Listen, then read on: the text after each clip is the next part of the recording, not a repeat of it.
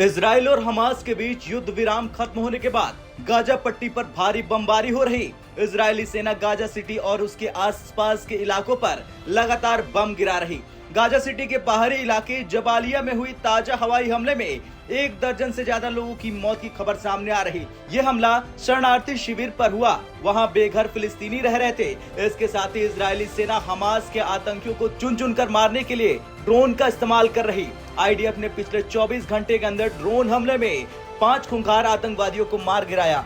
उसके fighter jet Hamas के ठिकानों पर जमकर बमबारी कर रहे हैं। फिलिस्तीन के स्वास्थ्य मंत्रालय के मुताबिक सीज फायर टूटने से इजरायली हमले में अब तक 200 से अधिक लोग मारे जा चुके हैं। 7 अक्टूबर के बाद इजराइल और हमास के बीच जंग शुरू होने से लेकर अब तक 15,000 से ज्यादा फिलिस्तीनी हताहत हुए।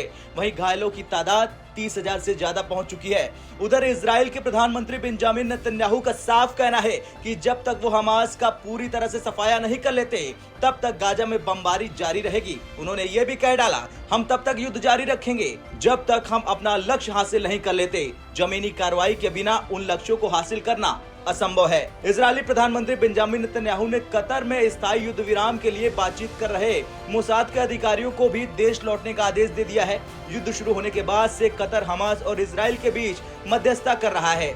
हाल के 1 हफ्ते तक चलने वाली अस्थायी युद्ध विराम उसे 2 बार बढ़ाने और उस दौरान बंधकों की रिहाई में कतर ने अहम भूमिका निभाई। अमेरिका, यूरोप और अरब देश चाहते हैं कि जल्द से जल्द स्थायी संघर्ष विराम हो, लेकिन इजराइल अब इसके लिए तैयार नहीं। उसका साफ कहना है कि जब तक वो फिलिस्तीन के हथियारबंद संगठन यानी हमास को मिटा नहीं देता तब तक दम नहीं लेगा।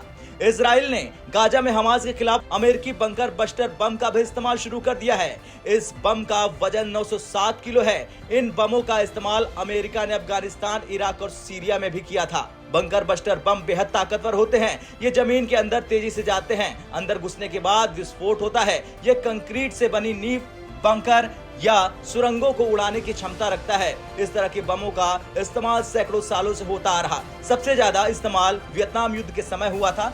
इन बमों की नाक खास तरह से बनाई जाती है ताकि ये अपने वजन और ग्रेविटी का फायदा लेकर तेज रफ्तार से जमीन के अंदर चले जाएं। तो वहीं इजरायली डिफेंस फोर्स का दावा है कि हमास ने रॉकेट अटैक करके युद्ध विराम का उल्लंघन किया था, जिसका मुंहतोड़ जवाब दिया जा रहा है। इसी कड़ी में 400 से अधिक आतंकवादी ठिकानों पर हमला किया गया, जबकि खान यूनिस के इलाके में 50 से ज्यादा ठिकाने ध्वस्त कर दिए गए। आईडीएफ के लड़ाकू विमानों ने एक मस्जिद के अंदर इस्लामिक जिहाद के ऑपरेशनल कमांडर सेंटर पर भी हमला करके उसे तबाह कर दिया। इजरायली नौसेना के सैनिकों ने भी हमास के सैन्य ठिकानों पर हमला किया है।